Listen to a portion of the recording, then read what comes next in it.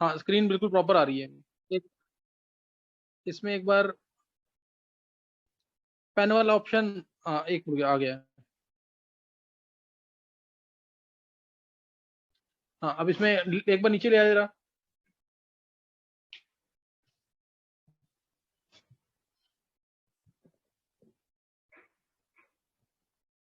ध्रुव नीचे कर दे इसको।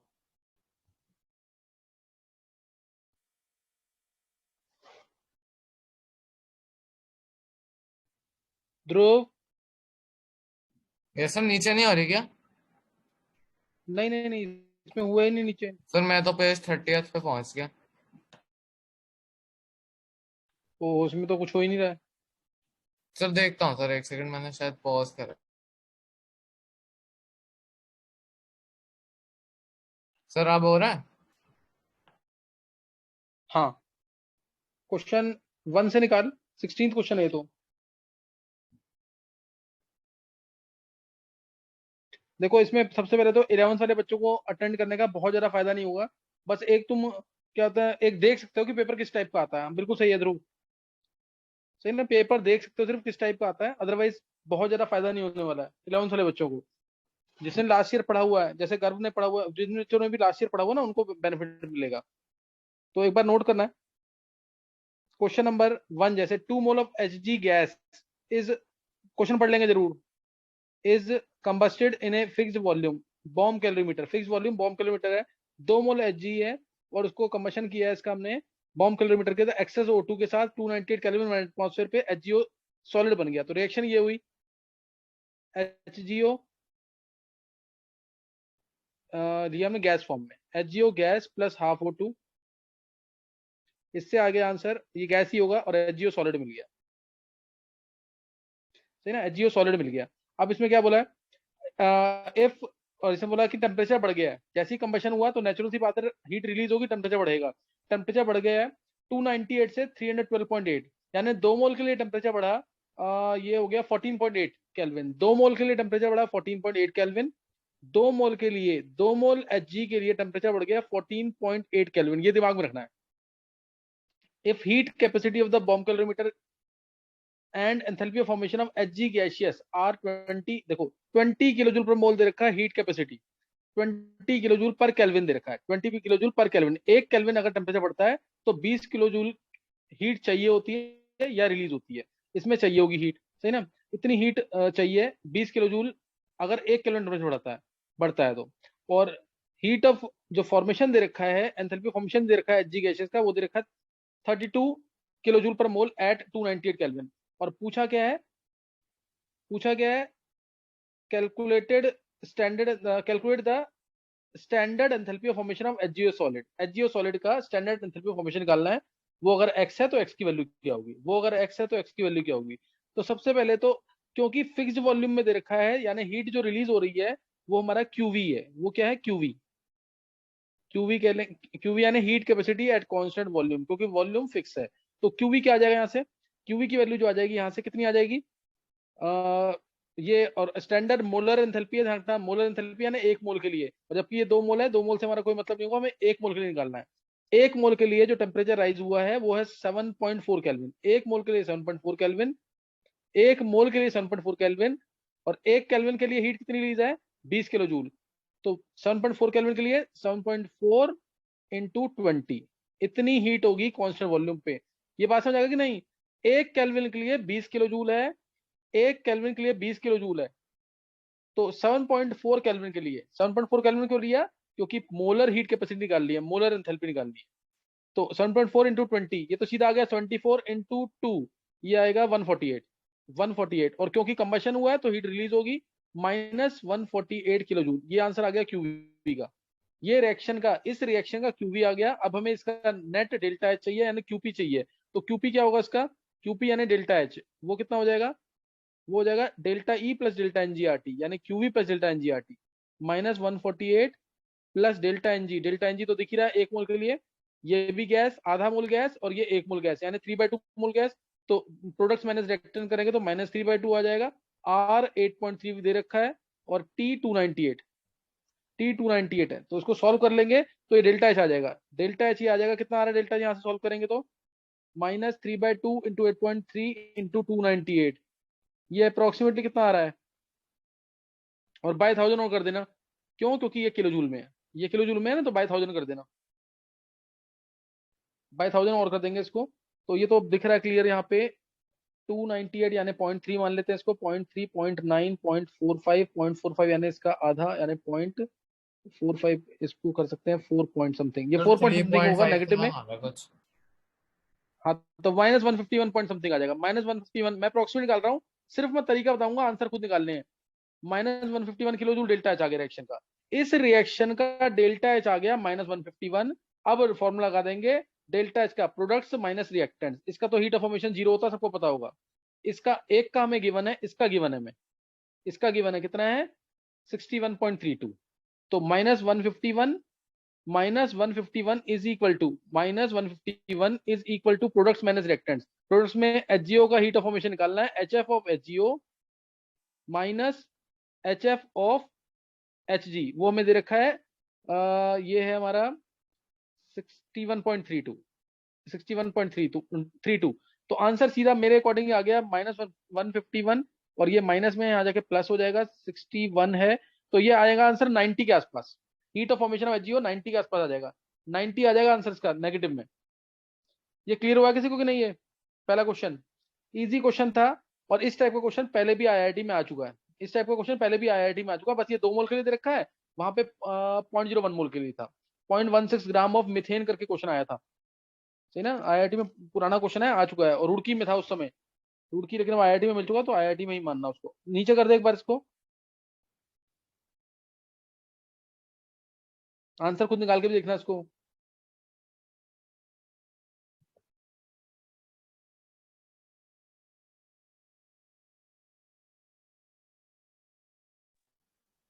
सेकंड क्वेश्चन है इलेक्ट्रोकेमिस्ट्री से, सेकंड क्वेश्चन है इलेक्ट्रोकेमिस्ट्री से, तो इसके अंदर तो MnO4 नेगेटिव से Mn की वैल्यू निकालनी है, MnO4 नेगेटिव से Mn की, इसका मैं डायरेक्ट शॉर्टकट बता रहा हूँ, कंसेप्ट मैं सिखा चुका हूँ तुम्हें। MnO4 नेगेटिव है, इससे बनेगा पहले MnO2, MnO2 से बन रहा है, ये मैं नीचे जो ऑप्शन देखे हैं उससे देख के निकाल रहा हूँ, MnO2 से बन रहा है Mn4+, Mn4+ से बन रहा है Mn2+, Mn2+ से बन रहा है Mn, ये बन रहा है, बस इलेक्ट्रॉन ट्रांसफर चेक करो, MnO4 नेगेटिव से MnO2 बनेगा, तो 3 इलेक्ट्रॉन का ट्रांसफर होगा, तो इसकी वैल्यू दे रखी है MnO4 नेगेटिव से MnO2 की वैल्यू दे रखी है 3 × 1.68 हो गया सीधा, 3 × 1.68, ये ध्यान रखना है। और MnO2 से Mn4, MnO2 से Mn2+ होगा, ये MnO2 से Mn2+ है, ये इसको हटा देंगे एक बार, ये हटेगा, ये सीधा ये बनेगा Mn, ये Mn बनेगा यहाँ पे सीधा, MnO2 से Mn2+ अगर है तो 2 इलेक्ट्रॉन है, 2 इलेक्ट्रॉन है, और 2 × 1.21 वैल्यू दे रखी है, 2 × 1.21, 2 × 1.21, और Mn2+ से Mn अगर है तो इसकी वैल्यू दे रखी है 1.03 नेगेटिव में, -1.03 × 2, तो ये तो डायरेक्ट क्वेश्चन है। 3 × 1.68, 3 × 1.7 मान ले अगर इसको, तो 5.1, 5.1 प्लस 2 × 1.21, तो ये 5.1, और ये 2.4, 5.1, 2.4, 7.5 के आसपास, 7.5 के आसपास, और -7.5 -1.0 2.06, तो 7.5, ये हो गया 5.5, 5.4 के आसपास, 5.4 डिवाइड बाय 2, और ये MnO4 नेगेटिव से अगर Mn डायरेक्ट बनेगा तो 7 इलेक्ट्रॉन का ट्रांसफर है, तो आंसर आ गया सीधा 5.4 डिवाइडेड बाय 7, ये आंसर है सीधा इसका। ये डायरेक्ट क्वेश्चन था। देवांश क्लियर हुआ कि देवांश? Yes sir. तो ये डायरेक्ट क्वेश्चन था, इजी क्वेश्चन था ये वाला, पहला वाला क्वेश्चन अगर उसको 1 में या इसको 100 में से काउंट करते हैं पहले क्वेश्चन को, तो 100 में से 70% मान लो कि 70% इजी भी था, मतलब इतना इजी नहीं था, सही था, लेकिन ये क्वेश्चन इजी है जिसको कंसेप्ट पता है, तो इसको 100 में से 50 मानेंगे अगर 100 टफ है तो नेक्स्ट देखना क्वेश्चन, नेक्स्ट क्वेश्चन क्या है देखो एक बार, ये इलेक्ट्रो का था क्वेश्चन।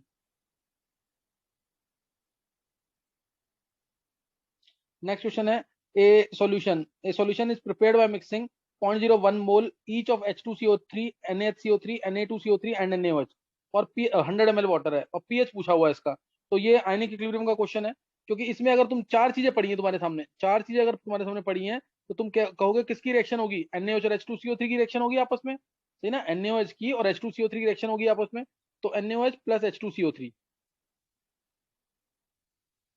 इन दोनों की रिएक्शन होगी तो NaHCO3 पहले बनता है, सबको पता होगा ये। NaHCO3 पहले बनाना है तुम्हें, एक H हटेगा H2CO3 का। अब दोनों दे रखे हैं तुम्हें 0.01 मोल, 0.01 मोल, तो ये दोनों हो जाएंगे 0 0, ये और ये बन जाएगा 0.01। 0.01 ये बनेगा, और 0.01 ये पहले से दे रखा है ना, 0.01 मोल ईच दे रखा है, तो 0.01 ये बनेगा, और 0.01 था, तो ये हो गया 0.02 मोल, ये 0.02 मोल हो गया। और Na2CO3 जिसका कुछ भी नहीं हुआ वो दे रखा है 0.01 मोल, ये 0.01 मोल है, 0.01 मोल। इसका मतलब रिएक्शन के बाद तुम्हारे पास 0.01 मोल Na2CO3 होगा और 0.02 मोल NaHCO3 होगा। इसको अगर मैं एसिड मानता हूं, इसको अगर मैं एसिड मानता हूं, तो ये है सॉल्ट, तो ये सॉल्ट है। अगर ये एसिड है तो ये सॉल्ट है, इसलिए पीएच जो है वो क्या आएगा, पीएच आएगा, pK2 लेंगे, pK1 नहीं लेंगे, क्योंकि HCO3 नेगेटिव से CO3 2 नेगेटिव बन रहा है, तो इसलिए पीएच जो pK2 आएगा। pK2 मतलब वैल्यू कितनी है, 10.32, 10.32। पीएच फॉर्मूला क्या लगेगा, pH pK2 plus log of salt upon acid. जो बच्चा फॉर्मूला लिख रहा है शुरू से उसको समझ आ गया होगा, plus log of salt upon acid. Salt हमारा होगा Na2CO3 यानी 0.01 बाय 100 कर देना, 100 मोल वाटर, 100 मिलीलीटर वाटर था ना, वो कैंसिल हो जाएगा बाय 0.02, तो log 1/2 यानी माइनस पॉइंट, log 2 होता है 0.3 दे रखा है इसने, तो 10.32 माइनस 0.3, तो आंसर 10.02 डायरेक्ट, 2 डेसिमल प्लेसेस तक 10.02 आंसर सीधा 10.02। ये 12th वाले बच्चों को समझ आ गया होगा, 11th वालों को नहीं समझ आएगा। गर्व तेरे को ध्यान है कुछ, क्या है किया था जो गर्व? ये सर थोड़ा बहुत ध्यान है। हाँ तो ये थोड़ा सा अब बस एक बार एक फील ले सकता है कि पेपर कह रहे हैं कि इजी है, ऐसा नहीं कि बहुत इजी पेपर है ये, सही ठीक ठाक पेपर है ये। और अभी मैं ये 18 क्वेश्चंस है, मैं ट्राई कर रहा हूँ कि इसी सेशन में सॉल्व हो जाए 18 क्वेश्चंस। एक पेपर आ जाए तो एक पेपर कल करवा दूंगा मैं तुम्हें। नेक्स्ट क्वेश्चन देखेंगे, ये अच्छा क्वेश्चन था, जबकि फिजिकल के क्वेश्चन है तीनों ये।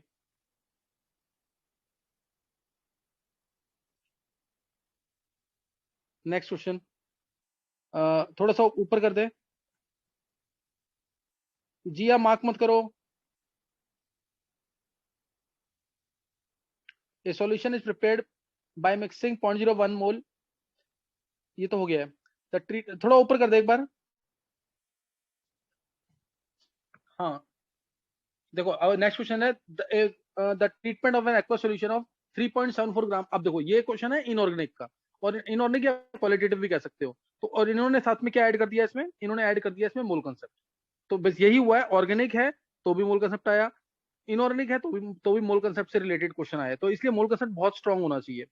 The treatment of an aqueous solution of 3.74 gram copper nitrate with KI, excess KI, 3.74 gram में कॉपर नाइट्रेट, तो उसका वेट निकाल लोगे। नाइट्रेट का वेट होता है 62 62 124 124 प्लस 63। देखो 62 वेट होता है NO3 का, NO3 होल ट्वाइस है, तो 124 हो गया, 124 प्लस 63, तो इसका वेट आ जाएगा तुम्हारा 124 प्लस 60 187, 187 यानी 0.02 मोल हो गया सीधा।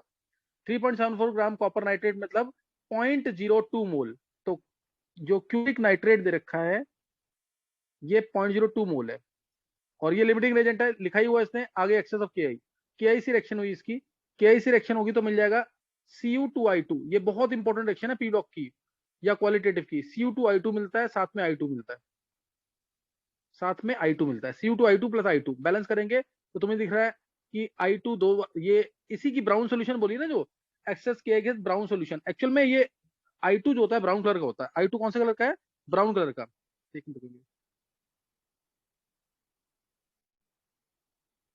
I2 जो है ब्राउन कलर का है, और अगर ये ब्राउन सोल्यूशन बोलता है तो मैं दिखा देता हूँ ब्राउन सोल्यूशन एक्चुअल में KI डालते हैं इसके अंदर, तो KI3 की येलोइश या ब्राउन सोल्यूशन बोलते हैं, इसको बोलते हैं सोल्यूशन को। इसको बैलेंस करोगे अगर Cu2I2 है, और Cu2I2 व्हाइट कलर का प्रेसिपिटेट होता है, तो इसमें 2Cu आएगा, 2Cu NO3 ट्वाइस आएगा, और I2 है 4 है तो 4K आ जाएगा। सॉल्व करेंगे इसको तो अब ये बैलेंस इक्वेशन, साथ में 4K और NO3, 4K NO3 और आएगा जिसका कोई यूज नहीं है, 4K NO3, 4K NO3 मैंने अलग से दिया। अब ये आ गया तुम्हें Cu2I2 प्लस I2, यहां तक किसी को कोई डाउट नहीं होगा। फिर इसने क्या बोला, results in A brown solution along with the formation of precipitate. Precipitate है रिएक्शन याद कर लेने वाली, बहुत इंपॉर्टेंट है। आई माइनस गया I2 के अंदर, आई माइनस गया I2 के अंदर, और कॉपर +2 गया कॉपर +1 में। कॉपर +2 किसमें गया? कॉपर +1 में। और इसके बाद क्या हुआ है? इसके बाद देखो, अब इसने ब्राउन सॉल्यूशन जो है, formation of A precipitate passing H2S gas through this brown solution. अब H2S गैस पास की इस ब्राउन के अंदर, ब्राउन सॉल्यूशन यानी H2S, यहाँ पे H2S पास किया जब, तो क्या हो जाएगा इससे? I2 + H2S, I2 + H2S, H2S reducing agent, I2 oxidising agent, तो मिल जाएगा S + 2HI, S + 2HI। ये म्यूट कर लेंगे। वैभव, चलो ये आ गया ना, S + 2HI। अब इसने बोला क्या है? The amount of X in gram is, amount of X in gram is, ये 0.02 ग्राम, 0.02 मोल है। ये अगर 0.02 मोल है तो I2 कितना आएगा? 0.01 मोल, 1 मोल बन रहा है ना ये बैलेंस करने के बाद, ये 0.01 मोल हो जाएगा। ये 0.01 मोल है तो S भी 0.01 मोल होगा। S ही प्रेसिपिटेट है, S ही यहाँ पे प्रेसिपिटेट है। Sulphur, sulphur yellowish white turbidity या प्रेसिपिटेट होता है ये, तो ये 0.01 मोल आ जाएगा। और 0.01 मोल यानी 0.32 ग्राम आंसर। 0.01 मोल इंटू 32 करेंगे तो 0.32 ग्राम आंसर आ जाएगा। 0.01 मोल आया ये, तो 0.32 ग्राम। जिसको देखो रिएक्शन नहीं आती वो क्वेश्चन नहीं कर पाएगा, और ये बहुत इंपॉर्टेंट रिएक्शन है। तो इस क्वेश्चन को करने में कोई दिक्कत नहीं होनी चाहिए। उसके बाद मोल कंसेप्ट अप्लाई करना है, उसके बाद मोल कंसेप्ट अप्लाई करना है, रिएक्शन आनी चाहिए। ये पी ब्लॉक में भी पढ़ते हो तुम, डी ब्लॉक में भी कहीं ना कहीं आ जाती है, और क्वालिटेटिव में तो है ही रिएक्शन ये वाली, क्वालिटेटिव में रिएक्शन है ये वाली। चलो नेक्स्ट करना है। नेक्स्ट एक बार ध्रुव ऊपर कर दे इसको। तो कर दिया सर क्वेश्चन का। एक तो ये इसको क्लियर करना पड़ेगा। देखो इस क्वेश्चन को पढ़ लो एक बार।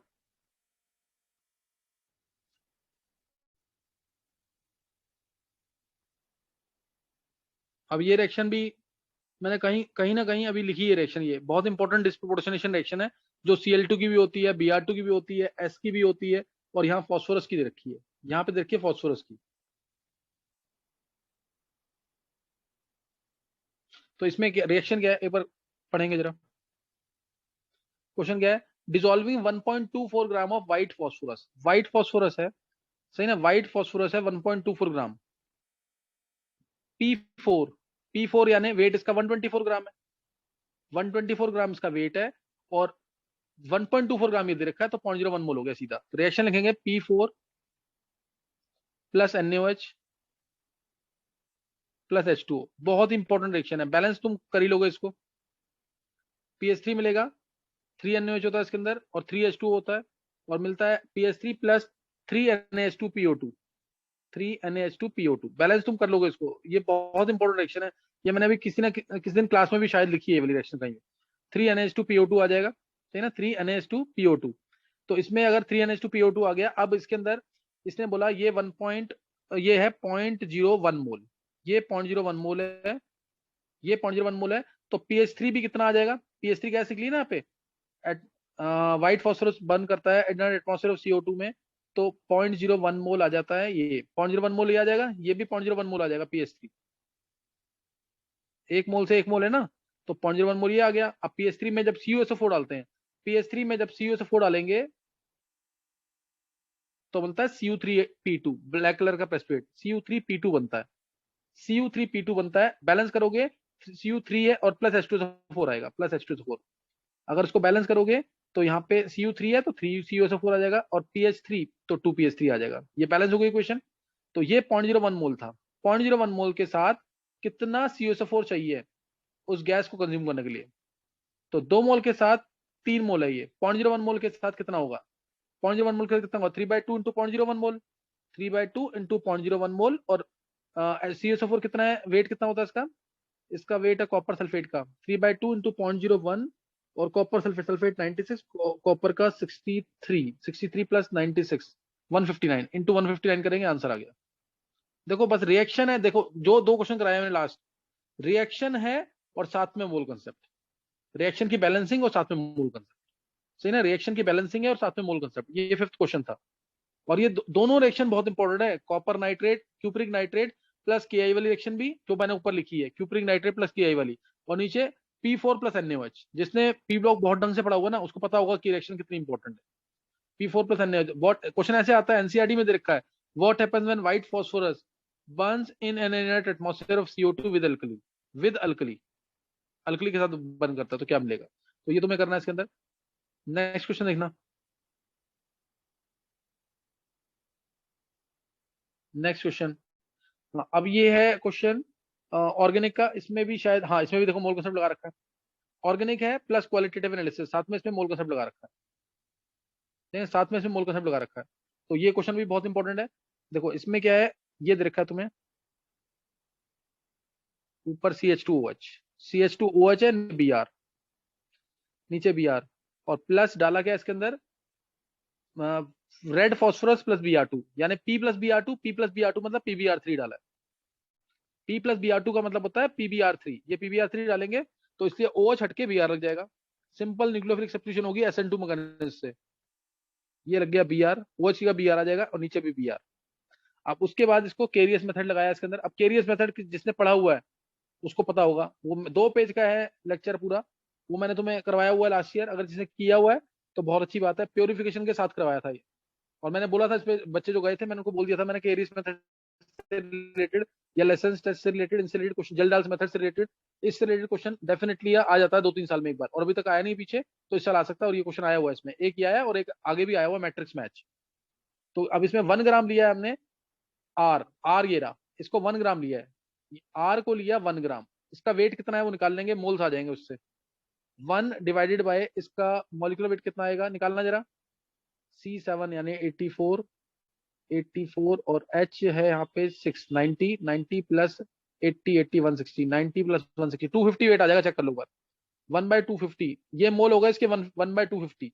तो इसके आ गए मोल 1/250। अब इसमें जब मैं ये AgBr का प्रेशर मिलेगा, AgBr का प्रेशर दोनों से मिलेगा, केरियस मेथड लगाना है ना पहले, केरियस मेथड निकालना है, AgBr का प्रेशर दोनों से मिलेगा, चाहे ये रेजोनेंस स्टेबलाइज है तो भी, एरोमेटिक से भी Br लेगा ये और एलिफेटिक से भी Br लेगा AgNO3 डालने पर, क्योंकि दोनों को आयनिक फॉर्म में कन्वर्ट दोनों को आयनिक फॉर्म में कन्वर्ट करके तब रिएक्शन बनती है, तो इसमें 2 AgBr आएगा, यानी ये मोल था 1/250, तो ये मोल हो जाएगा 2/250।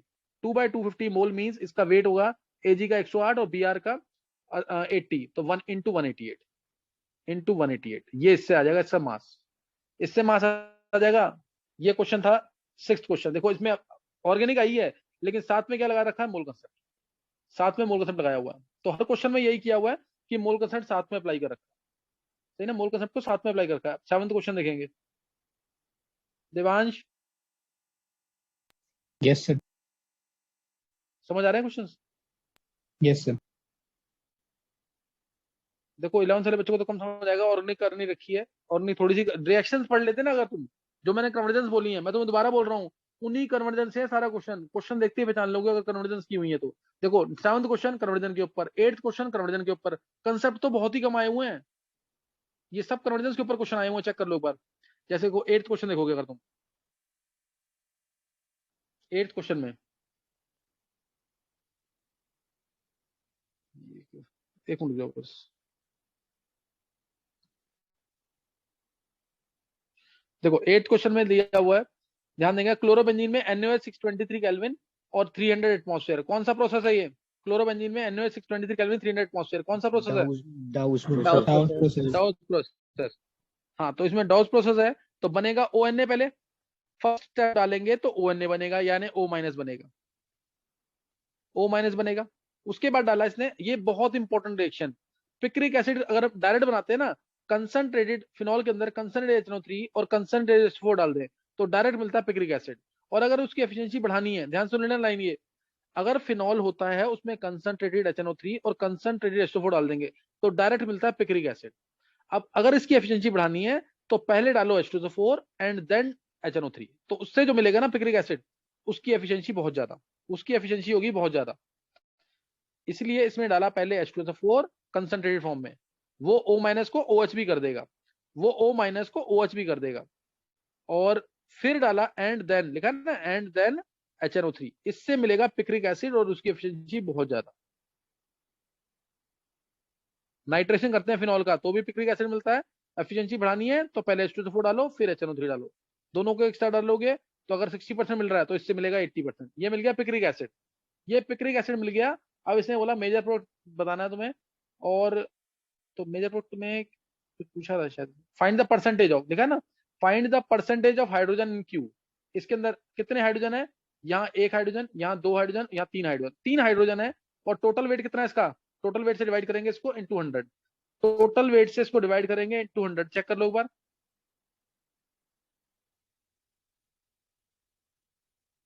टोटल वेट कितना आएगा पिक्रिक एसिड का।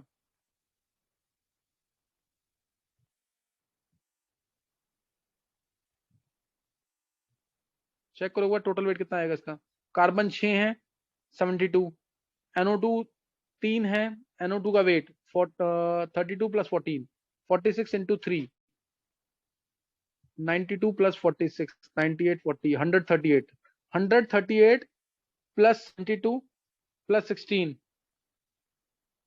88 229 138 कितना आ रहा है, 229 चलो देख एक बार चेक कर लेना जरूर। 229 इसका वेट इंटू 100, तो 300 बाई 229 यानी 1 लगभग 3% मान लेना, 1.3% आंसर है इसका, 1.3% के आसपास आंसर।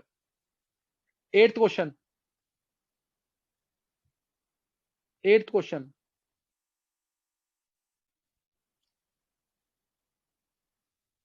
रिएक्शन पता होंगी तो ही क्वेश्चन होगा। मोल कंसेप्ट लग रहा है हर जगह मोल कंसेप्ट लग रहा है, बस तुम्हें रिएक्शन पता होनी चाहिए सारी।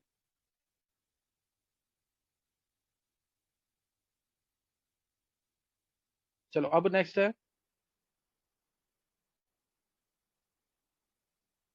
नेक्स्ट क्वेश्चन है, if the reaction sequence given below is carried out with 15 moles of acetylene, the amount of product D formed is।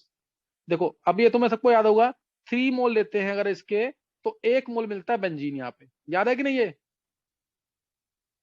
याद होगा सबको। 3 मोल्स एसिटाइलिन के लेंगे, रेड हॉट आयरन ट्यूब से पास करते हैं तो बेंजीन मिलता है 1 मोल, और 3 मोल लिए तो 1 मोल मिला।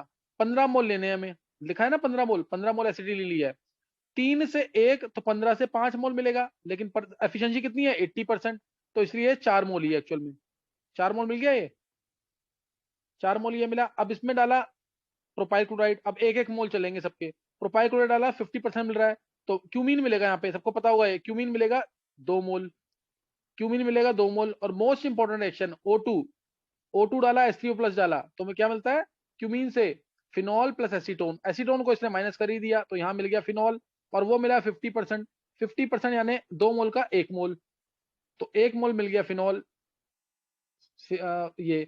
और उसके बाद CH3COCl डालेंगे फिनॉल के अंदर, तो बेंजीन के ऊपर क्या आ जाएगा OCOCH3, बेंजीन के ऊपर क्या आ जाएगा OCOCH3, ये आ गया। और ये मिल रहा है 100%, यानी 1 मोल से 1 मोल ही मिलेगा, ये 1 मोल मिल गया। अब इसने पूछा क्या है 1 मोल, यानी इसका वेट पूछा हुआ है शायद, हाँ एक इसका वेट पूछा हुआ है, तो इसका वेट कितना हो जाएगा,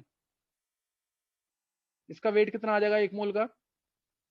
फिनॉल का वेट होता है 78 प्लस 60 94, 94 में 42 ऐड कर दे 136 ग्राम। एक बार चेक कर लेना कैलकुलेशन मिस्टेक ना, 136 आना चाहिए, 136 ग्राम वेट आ जाएगा इसका, ये आंसर है 136 ग्राम। बस रिएक्शन इसमें भी देखो, रिएक्शन पता होनी चाहिए और मोल कंसेप्ट, रिएक्शन पता होनी चाहिए और मोल कंसेप्ट, यही अप्लाई करना है इसमें भी। नेक्स्ट क्वेश्चन,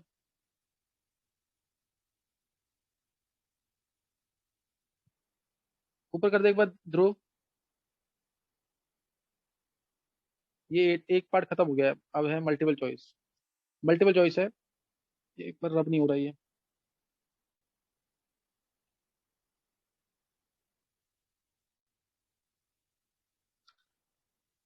चलो नेक्स्ट देखना है, नेक्स्ट क्वेश्चन है, देखो इसमें अब ये क्वेश्चन जो है ये बहुत इंपॉर्टेंट है, कह रहा है डायटोमिक मॉलिक्यूल्स के लिए correct statements about the molecular orbitals formed by overlap of 2 2pz orbitals. 2 2pz orbitals हैं, 2 2pz ऑर्बिटल्स अगर ओवरलैपिंग करते हैं अलोंग इंटरन्यूक्लियर एक्सिस, अगर ये अलोंग इंटरन्यूक्लियर एक्सिस ओवरलैपिंग करते हैं तो ऐसे होगा, ये 2pz 2pz plus plus minus minus, अगर डायग्राम तुमने पढ़े हुए हैं ये MOT के अंदर पढ़ते हैं, तो ये बनता है, बनता है। और इसके अंदर कोई भी नोडल प्लेन नहीं होता है, इसके अंदर ये बन गया सिग्मा 2pz, जिसके अंदर कोई भी नोडल प्लेन नहीं होता, जिसमें कोई भी नोडल प्लेन नहीं होता, इसलिए इससे पहली लाइन लिखी sigma orbital has a total of 2 nodal planes. तो पहला पॉइंट गलत है, इसका पहला पॉइंट गलत है। कई बुक्स में मान रखा है कि ये पॉइंट जो है नोडल प्लेन है, ये है नहीं नोडल प्लेन, ध्यान रखना चीज, ये नोडल प्लेन होता नहीं है, ये एक के ऊपर एक जाती, एक से ऊपर एक जाती है, ऐसा नहीं है, नोडल प्लेन है ये। तो ध्यान रखता है, इसमें ए ऑप्शन गलत माना जाएगा, ए ऑप्शन गलत है। फिर जो है sigma star orbital has one node in the XZ plane containing the molecular axis. एक बार इसको देखते हैं, sigma star two P Z, sigma star two P Z, तो सिग्मा स्टार बोला यानी एंटी बॉन्डिंग वाला, सिग्मा स्टार बोला यानी एंटी बॉन्डिंग वाला, तो ये आया एक प्लस, ये माइनस, एंटी बॉन्डिंग बोला तो ये माइनस, ये प्लस। अगर इसको बनाओगे, अब इसको अगर चेक करोगे, ये है टू पी जेड, ये भी है टू पी जेड, ये टू पी जेड है। जब मिलेंगे, जब ये मिलेंगे तो कुछ ऐसा बनेगा, एक मिनट रुकेंगे, जब ये दोनों मिलेंगे टू पी जेड और टू पी जेड, एक मिनट रुकिए, हाँ ये हट गया, टू पी जेड जब मिलेंगे तो ये कुछ इस तरीके से आएगा, ये ऐसे आएगा। तो ये प्लस, ये माइनस, ये माइनस, ये प्लस, और यहाँ पे इसका नोडल प्लेन आएगा, यहाँ पे इसका नोडल प्लेन आएगा। तो इसने क्या बोला, sigma star has one node in the X Z plane. तो एक्स जेड प्लेन में तो कभी इसका नोड आ ही नहीं सकता, क्यों, क्योंकि ये तो टू पी जेड ही था, तो sigma star two P Z है ना ये, इसका नोडल प्लेन कहाँ पे होगा, ये X Y plane, X Y plane में होगा, इसलिए गलत है ये तो सिग्मा टू पी जेड तो है ही ना ये, तो एक्स जेड प्लेन में नोडल प्लेन नहीं आएगा, ये आएगा हमारा एक्स वाई प्लेन में, इसलिए गलत है ये। थर्ड ऑप्शन सिग्मा ऑर्बिटल,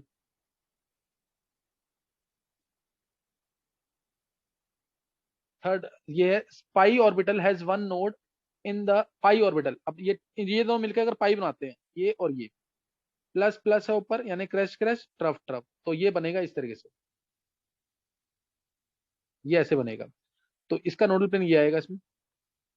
अब इसमें ये बोला pi orbital has one node, pi orbital has one node